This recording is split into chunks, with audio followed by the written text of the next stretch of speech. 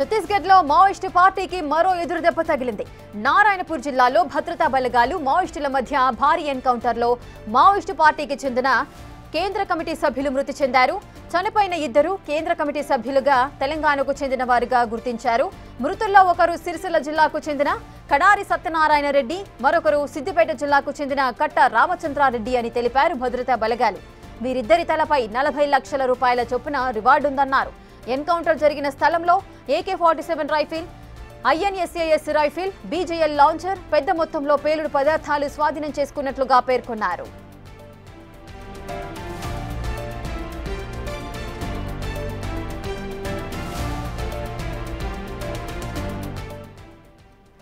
ఇక ఛత్తీస్గఢ్ లో మావోయిస్టు పార్టీకి మరో ఎదురుదెబ్బ తగిలింది. అటు నారాయణపూర్ జిల్లాలో భద్రతా బలగాలు మావోయిస్టుల మధ్య భారీ ఎన్కౌంటర్ అయితే జరిగింది. ఈ ఎన్కౌంటర్ లో కేంద్ర కమిటీ సభ్యులు ఇద్దరు మృతి చెందినట్లుగా సమాచారం అందుతోంది. పూర్తి డీటెయిల్స్ మా ప్రతినిధి భాస్కర్ అందిస్తారు. భాస్కర్, ఎన్కౌంటర్ కి సంబంధించిన పూర్తి డీటెయిల్స్ ఏంటి?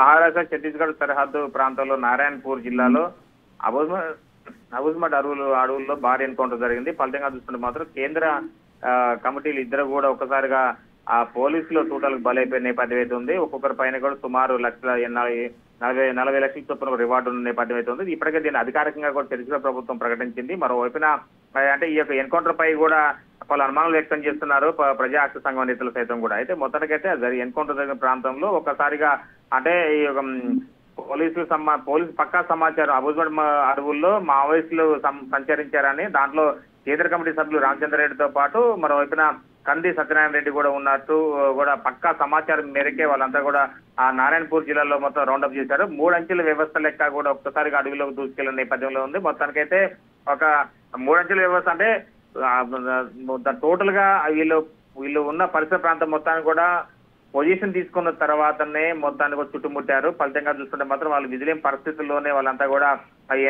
ఎదురుదాడి కొనసాగించలేక ముచ్చేందుగా తెలుస్తుంది. మరోవైపున వాస్తవం కేంద్ర కమిటీ సభ్యులు అని అంటే మొత్తానికైతే వాళ్ళ పక్కన కూడా పక్క గార్డ్స్ ఉండాలి, లేదా వీళ్ళకి కూడా భద్రతా వ్యవస్థ ఉంటుంది. మొత్తానికైతే 3 అంచెల భద్రతా వ్యవస్థ వీళ్ళకి కూడా ఉంటుంది. కానీ అలాంటిది ఏం లేకుండానే కేవలం వీరిద్దరు చనిపోవడంపై కూడా పలు అనుమానాలు తావిస్తున్నట్టు కూడా ఇప్పటికే మానవ హక్కు సంఘం నేతలు కూడా ఒక లేఖ విడుదల చేసిన నేపథ్యం అయితే ఉంది. అయితే ఈ ఘటనకు సంబంధించి చాలా వరకు కూడా ఇప్పటి వరకు సుమారు 22 నెలల నుంచి కూడా ఇక కేంద్ర ప్రభుత్వం మావోయిస్టులు ఏదైతే లక్ష్యంగా అడుగులు వేస్తూ 2026 మార్చి నాటికల్లా నక్సలైట్ల రహిత రాష్ట్రంగా తీర్చిదిద్దాలంటూ దేశంలో నక్సలిజం అనేది ఉండకుండా రూపుమాపేందుకు అడుగులు వేస్తున్నామంటూ చెబుతున్న తరుణంలో ఇప్పటికే సుమారు 100,000 మంది నక్సలైట్లు కూడా మృత్యువాత పడ్డ నేపథ్యం అవుతుంది. మరి కొంతమంది ఇప్పటికే 1,000 మంది కూడా నక్సలైట్లు వివిధ రాష్ట్రాల్లో, ఒకవైపు ఛత్తీస్గఢ్ రాష్ట్రం, మరోవైపు తెలంగాణ రాష్ట్రంలో కూడా లొంగిపోయిన నేపథ్యం అయితే ఉంది. ఇప్పటి వరకు కూడా మావోయిస్టుల అగ్రనేతలు సైతం సుజాతకు కూడా ఇటీవల కాలంలో తెలంగాణ రాష్ట్రంలో DGP ఎదురు కూడా లొంగిపోయిన నేపథ్యం అయితే ఉంది. అయితే 1 by 1 ఒకవైపున కొత్త తెలంగాణ రాష్ట్రానికి, మరోవైపున ఒరిస్సా రాష్ట్రానికి, జార్ఖండ్ కొత్త కమిటీలను సారథులు ఎంపిక చేస్తున్న తరుణంలోనే ఇప్పుడు ఈ యొక్క మరలా కేంద్ర కమిటీ సభ్యులు కూడా మృత్యువాత పడడంపై కూడా మావోయిస్టులకు కోలుకుని దెబ్బ జరిగిందని చెప్పుకోవచ్చు. రేఖ మొత్తానికైతే ఈ ఘటన సంబంధించి చాలా అనుమానాలు తావిస్తున్నట్టు కూడా మానవ సంఘం నేతలు కూడా శాంతి చర్చల కోసం ఒకవైపున మావోయిస్టులు అడుగుతున్నారు. కనీసం వాళ్ళ ప్రజా సమస్యలో దృష్టి పెట్టండి, మావోయిస్టులతో చర్చలు జరపనంటూ కూడా ఒక కాన్సెప్ట్ లేఖ విడుదల చేసిన నేపథ్యం అయితే ఉంది.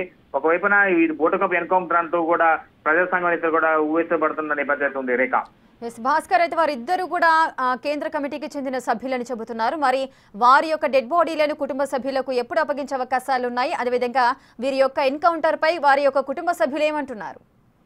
వాస్తవానికి ఈ ఎన్కౌంటర్ సంబంధించి చాలా వరకు కూడా ఇప్పటి వరకు కూడా అంటే మన రామచంద్రారెడ్డి కేంద్ర క్యాడర్లో ఉన్నటువంటి కట్ట రామచంద్రారెడ్డి alias రాజు, దాదా, కాద్రి సత్యనారాయణ రెడ్డి, కోసా సత్యనారాయణ రెడ్డి ప్రాథమిక గుర్తింపు వీళ్ళు మొత్తం గుర్తింపు చేశారు. అది వాళ్ళ కుటుంబ సభ్యులకు కూడా వాళ్ళకి ఇన్ఫర్మేషన్ వెళ్ళినట్టుగా సమాచారం అందుతూ ఉంది. వాళ్ళు కూడా మృతదేహాన్ని తమకు ఇవ్వాలంటూ కూడా కోరుతున్నట్టు కూడా తెలుస్తుంది. కానీ ఇప్పటి వరకు అగ్రనేతలు చాలా మంది చనిపోయారు. వాళ్ళ మృతదేహాలను కూడా పోలీసులే ఖననం చేశారు. అక్కడ అడవిలోనే మొత్తం దహనం చేసిన నేపథ్యం అవుతుంది. అదే విధంగా ఇప్పుడు చేస్తారేమో అన్నట్టుగా ముందస్తు జాగ్రత్తలో భాగంగానే ఇక మావోయిస్టుల కుటుంబ సభ్యులు మొత్తం అంటే వాళ్ళు ఒక పోలీసులు అభ్యర్థిస్తున్నారు మృతదేహాన్ని తమకు హ్యాండ్ ఓవర్ చేయాలంటూ కూడా వాళ్ళు డిమాండ్ చేయనున్నట్టు కూడా తెలుస్తుంది. మరోవైపున ఇప్పటి వరకు కంది సత్యనారాయణ సంబంధించి ఈయన కూడా అంటే ఇరువురు నేతలు కూడా తెలంగాణ రాష్ట్రం చెందిన నేతలు కావడంతో కూడా వీళ్ళంతా కూడా అంటే పోలీసులు అక్కడ ఉన్న తెలంగాణ పోలీసులు కూడా వాళ్ళ ద్వారా రిప్రజెంటేషన్ ఇచ్చేందుకు కూడా సిద్ధమవుతున్న నేపథ్యం అంటే అప్పీల్ పెట్టుకునేందుకు మృతదేహాలకు కావాలంటూ కూడా అడిగేందుకు సిద్ధమవుతున్నారు. అయితే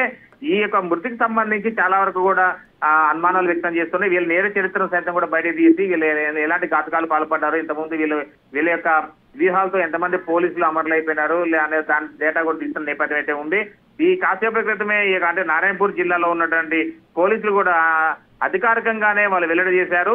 అంటే ఈ ఘటన కూడా 22వ తారీఖు జరిగినట్టు కూడా మానవ హక్కు సంఘం నేతలు వెల్లడి చేస్తున్నారు. అంటే ఇది ఈ రోజు జరిగినటువంటి ఎన్కౌంటర్ కాదు అనేది వాళ్ళు ప్రధానంగా చెప్తున్న నేపథ్యం ఉంది. కానీ పోలీసులు మాత్రం అక్కడ నుంచి జరిగిన నారాయణపూర్ జిల్లా నుంచి మైదాన ప్రాంతం తీసుకురావాలంటే అది ఎత్తైన కొండలు చాలా వరకు కొన్ని వేల కిలోమీటర్లు వ్యాపించి ఉన్నాయి. మరోవైపున కొన్ని హెక్టార్లు ఉన్నటువంటి అడవుల్లో నుంచి బయట తీసుకురావడం కోసం ఒకరోజు సాధ్యపడదు కనుక ఇవి లేటుగా వచ్చినట్టు కూడా ఒకవైపు పోలీసులు కూడా ఒక అనుమానాస్పదం వ్యక్తం చేస్తున్న నేపథ్యం అయితే ఉంది. ఇక మొత్తానికైతే ఈ యొక్క ఘటన మావోయిస్టుల కేంద్ర కమిటీ సభ్యులు మృతి చెందడంపై కూడా ఒక భిన్న వాదనలు వినపడుతున్నాయి. బోటు కమిటీ ఒకళ్ళు లేదు ప్రత్యేకంగా భారీ ఎన్కౌంటర్ అంటే ఎదురుకాల్పులను మరణించారని పోలీసు సిబ్బంది చెప్పడం. మరోవైపున ఇప్పటికే డిఆర్జీ సిబ్బంది కూడా అమాయక ఆదివాసీలను వాళ్ళని ఎరగా వేసేసి వీళ్ళకి విలువైన సమాచారం రాబట్టుకుంటూ మావోయిస్టుల చంపుడు పందెంలో పైచేసి సాధిస్తున్నారని చెప్పుకోవచ్చు. మొత్తానికైతే ఈ యొక్క ఘటన ఇప్పటి వరకు చనిపోయిన వాళ్ళు చూసుకుంటే మాత్రం కేంద్ర కమిటీ సభ్యులు చాలా మంది చనిపోయారు. ఇంకా ముఖ్యమైన నేతలు కూడా ఒక హిడ్మా తప్ప మిగతా వాళ్ళు కూడా ఇంకా హిడ్మా కోసం ముఖ్యంగా టార్గెట్ గా ఆపరేషన్ కొనసాగుతుంది. ఆపరేషన్ కాగారు వెనుక ముగియాలంటే హిడ్మా దొరికితే మాత్రం మావోయిస్టులకు ఉనికి లేకుండా పోయే అవకాశం మెండుగా ఉంది. Rekha right, thank you Bhaskar, thanks for the details. ఇదే అంశానికి సంబంధించి స్పందించడానికి మనతో పాటు ఫోన్ లైన్ లో సిద్ధంగా ఉన్నారు పౌర హక్కుల సంఘం రాష్ట్ర అధ్యక్షులు గడ్డం లక్ష్మణ్ గారు. వారితో మాట్లాడదాం. లక్ష్మణ్ గారు నమస్తే అండి. లక్ష్మణ్ గారు, ఇప్పుడు ఛత్తీస్గఢ్ లో ఒక మావోయిస్టు పార్టీకి ఒక ఎదురు దెబ్బ అయితే తగిలింది. అటు నారాయణపూర్ జిల్లాలో భద్రతా బలగాలు మావోయిస్టులు ఇద్దరికి మధ్య భారీ ఎన్కౌంటర్ లో కేంద్ర కమిటీకి సంబంధించిన 2 సభ్యులు అయితే మృతి చెందారు. దీనిపైన అనేక ఆరోపణలు అయితే వస్తున్నాయి. ఇది ఒక బూటకపు ఎన్కౌంటర్ అంటున్నారు.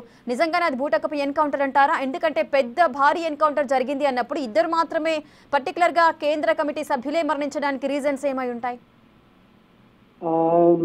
ఇప్పటి వరకు అయితే ఈ 21 నెలల్లో దాదాపుగా 57 ఎన్కౌంటర్లలో దాదాపుగా 700 మంది చనిపోయినరు.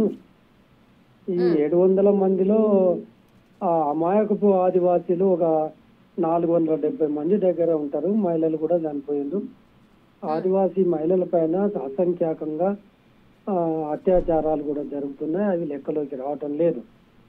అయితే ఈ రాజ్యం తన అంతటా తాను హింసకు పాల్పడటం అనేది ప్రజాస్వామ్య వ్యవస్థలో అది రాజ్యానికి తగింది కాదండి. ఇప్పుడు ఒక అంతక చర్యకు చేపట్టడం, హత్య చేయటానికి, చంపటానికి ఒక డేట్లు పెట్టి ప్రకటించటం అనేది ఏ చట్టాలు చెబితే ఆమోదిస్తాయి, ఏ రాజ్యాంగం ఆమోదిస్తుంది?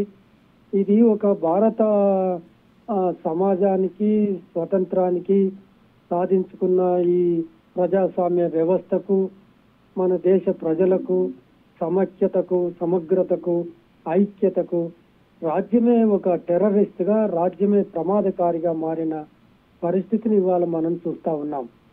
అటువైపు నుంచి, ఉద్యమకారుల వైపు నుంచి ఇప్పటి వరకు ఈ 2024 జనవరి 1 నుంచి ఈనాటి వరకు దాదాపుగా ఈ 21 నెలల కాలంలో ఎక్కడ కూడా మావోయిస్టుల నుంచి కానీ లేకపోతే ఇతర ఉద్యమకారుల నుంచి కానీ ఎలాంటి చర్యలు లేవు. ఇప్పుడు మనం ఈ 21 నెలలుగా వింటున్నది ఏంటంటే రాజ్యం భయంకరమైన హింసకు పాల్పడుతుంది, హత్యాకాండకు తెరలేపింది. ఇప్పటి వరకు ఎంతమందిని చంపేసింది? ఒక దాదాపుగా 7-8 మంది కేంద్ర కమిటీ సభ్యులను చంపేసింది. ఈ ఎన్కౌంటర్ కూడా ఇవాళ జరిగింది అని చెప్పబడుతున్న ఎన్కౌంటర్ లో కట్టా రామచంద్రారెడ్డి అలియాస్ రాజు, అట్లాగే కడారి సత్యనారాయణ అలియాస్ కోస, వికల్ప వీళ్ళు ఇద్దరే చనిపోయినట్టుగా ఛత్తీస్గఢ్ పోలీసులు ప్రకటించారు. అయితే గుర్తుపెట్టుకోండి, ఎప్పుడైతే కేంద్ర కమిటీ సభ్యులు ఉంటారో కేంద్ర కమిటీ సభ్యులకు రక్షణ వలయంగా పటిష్టమైన శిక్షణ పొందిన గార్డులు ఉంటారు. దాదాపుగా కనీసం ఒక 10 మందికి పైగా గార్డులు ఉంటారు.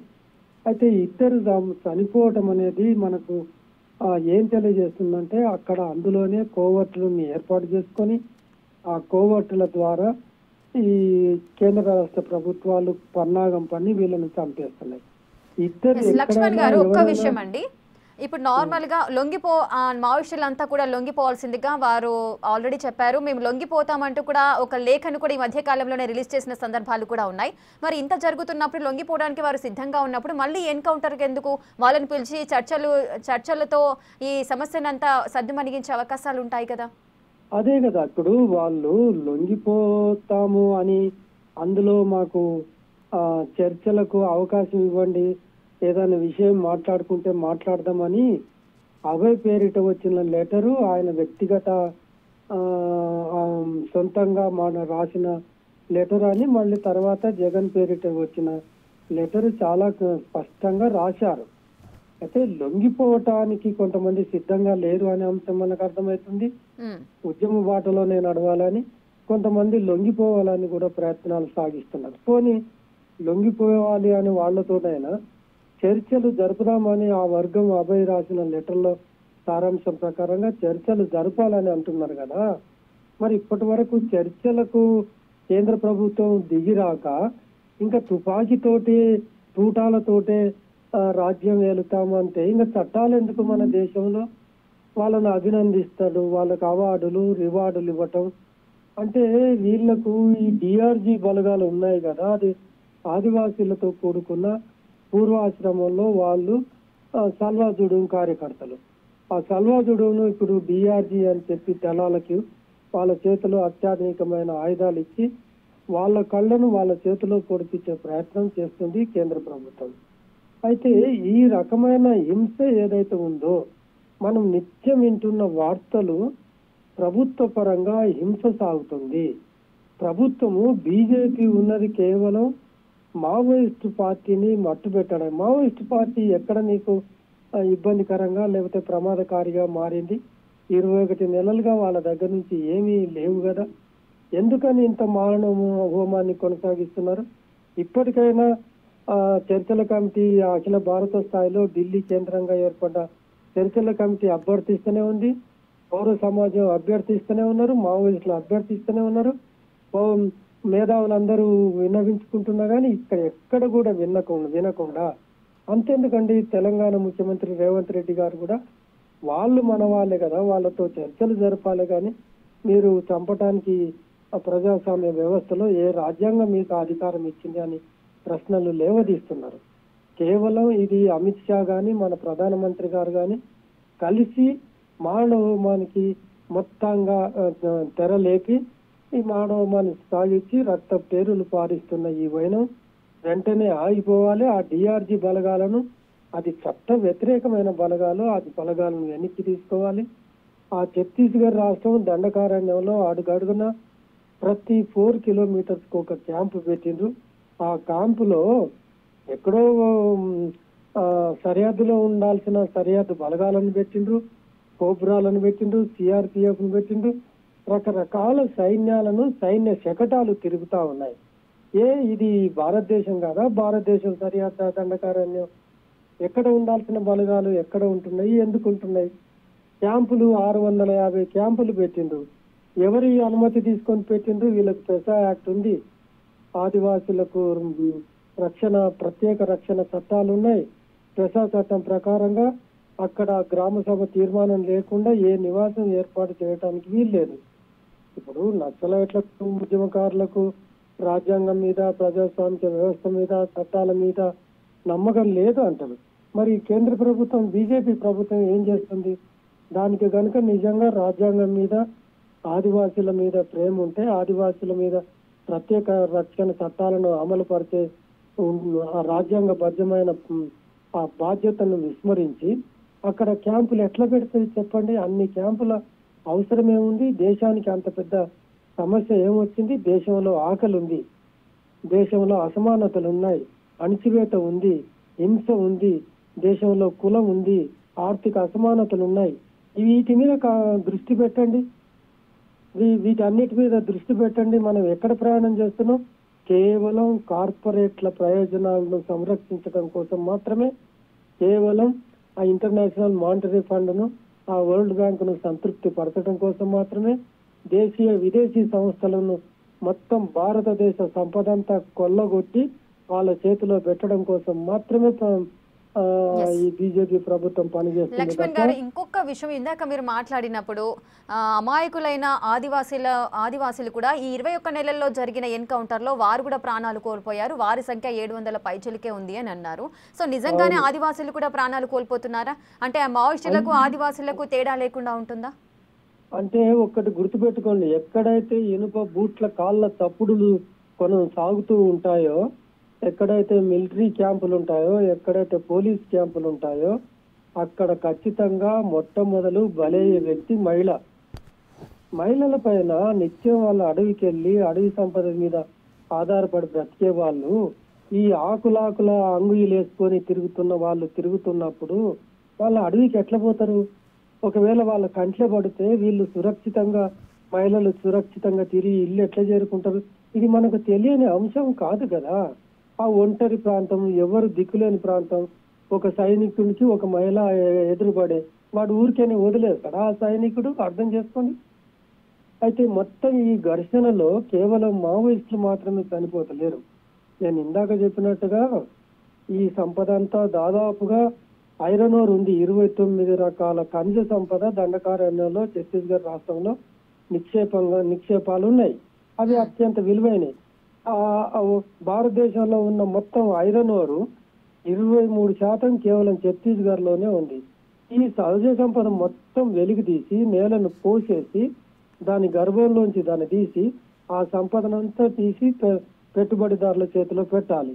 పెట్టడం కోసం ఎవరు అడ్డం వచ్చినా సరే, ఆ ముఖ్యమంత్రి ప్రెస్ మీట్ పెట్టి చెప్పాడు. ఆయన కొత్తగా ముఖ్యమంత్రి అయినప్పుడు, విష్ణుదేవ్ సాయ్ ఆయన పేరు, ఆయన చెప్పిండు, మేము దేశంలో ప్రపంచ దేశాల్లో ఇది మెరిచిపోయే దేశంగా చేస్తాం, 2047 వరకు ఎవరు అడ్డం వచ్చినా వాళ్ళను నరికేస్తాం అంటున్నారు. ఇప్పటికే అందులో భాగంగానే హస్దేవ్ అడవులు కొట్టి చూడండి, గూగుల్లో హస్దేవ్ ఫారెస్ట్ అని కొట్టండి, లక్షలాది చెట్లను నరికేసిండ్రు. ఈ గడ్చిరోలిలో 2320 హెక్టార్ల భూమిని మే 22, 2025 నాడు ఆదాని వాళ్ళకు అప్పచెప్పిండ్రు. ఇక్కడ కూడా ఈ సంపదను కొల్లగొట్టుకోవడం కోసం ఎవరు అడ్డం వస్తే వాళ్ళు, పర్యావరణం అడ్డం వస్తే పర్యావరణాన్ని విధ్వంసం చేయాలి, చెట్లను నరికేయాలి, ఆదివాసీలు అడ్డం వస్తే ఆదివాసీలను చంపేసేయాలి, వాళ్ళని రక్షణగా ఉన్న మావోయిస్టులు వస్తే మావోయిస్టులను చంపేసి అడవి మొత్తం ఖాళీ అయిన తర్వాత అప్పుడు దాదాపుగా ఒక్క ఛత్తీస్గఢ్ రాష్ట్రంలోనే 104 మెమరాండం ఆఫ్ అండర్స్టాండింగ్లు సిద్ధంగా ఉన్నాయి. నిజానికి ఆ ఎంఓయూలు సిద్ధం చేసుకొని దాదాపుగా 10 ఏళ్ళు దాటిపోయింది. అంటే కాంగ్రెస్ ప్రభుత్వం ఉన్నప్పటి నుంచి ఉన్నాయి అవి. వాటిని అమలు పరచాలని చెప్పి కార్పొరేట్ శక్తులు బీజేపీని ఒత్తిడి చేస్తున్నారు. ఆ ఒత్తిడి తట్టుకోలేక మొత్తం ఆ కనీస సంపదను తీసి వాళ్ళ చేతిలో పెట్టడం కోసం ఆదివాసీలను చంపుతుంది.